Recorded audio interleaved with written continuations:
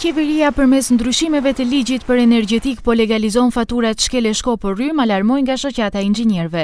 Kërkojnë që të largohen dispozitat kontroverse dhe anvistrit të paguajnë rrym aq sa shpenzojnë.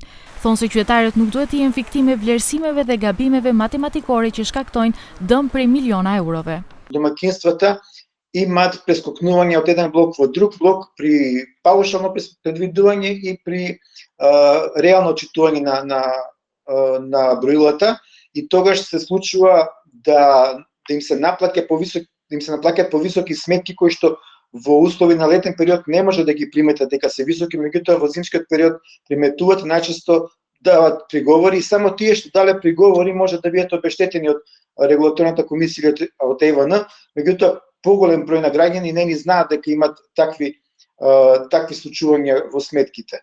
Për inxhinierët është shqetësuese që kjo dispozitë u gjen në ndryshimet e propozuara ligjore dhe pse pas takimit që e patën me KRE, komisioni përmes një serie masash mundoi që ta zgjidhë problemin me llogaritjet pa hesap. Nga Ministria për Energjetik për Televizionin 21 thonë se po i ndjekin të gjitha reagimet. Të gjitha sugjerimet, duke përfshirë edhe ato nga sfera profesionale, do të shqyrtohen gjatë procedurës ligjore. Llogaritjet e inxhinierëve tregojnë se edhe nëse ka vetëm 10% gabim gjatë vlerësimit të konsumit, mund të shkaktojë dallim në pagesë deri në 8.000 denar në nivel vjetor për një anvistri. Shtojnë se kjo paraqet sulm serioz ndaj xhepit të qytetarëve dhe mundësi të përfitim milionësh në dëm të interesit publik.